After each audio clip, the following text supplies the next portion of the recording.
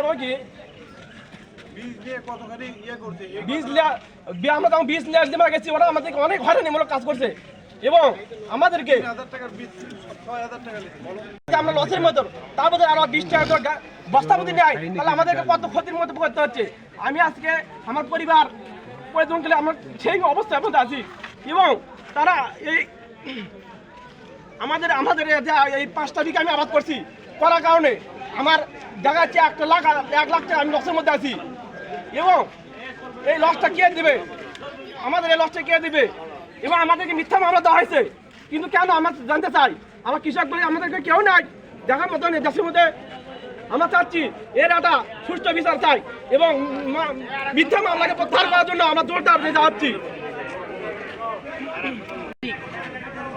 সন্ধ্যা থেকে রাত্রির দিকে একটি মহল প্রকৃত সরকারের আমলে যেমন চাঁদাবাজি, রাহাজানি, সন্ত্রাসী কায়দা চলত, ঠিক তেমনিভাবে 25 তারিখ শুক্রবারে একটি মহল এই বাজারে আসে।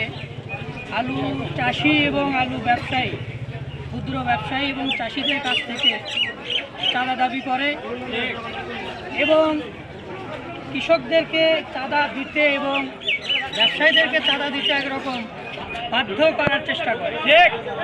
তারই প্রেক্ষিতে কৃষকরা একত্রিত হয়ে সেটাকে বন্ধের জন্য তাকে বলে, কিন্তু সে এই কথা তোয়াক্কা না করে বল প্রয়োগ করার চেষ্টা করে।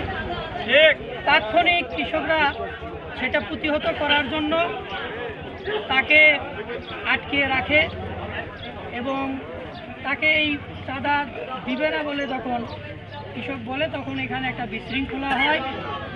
তখন উৎসুক জনতা, এখানে কাউকে চেনার মতো বা কারো পরিচয় নেওয়ার মতো কোনো সুযোগ নাই, উৎসুক জনতা এটাকে প্রতিহত করে এবং সামান্য কিছু বিশৃঙ্খলা সৃষ্টি হয়।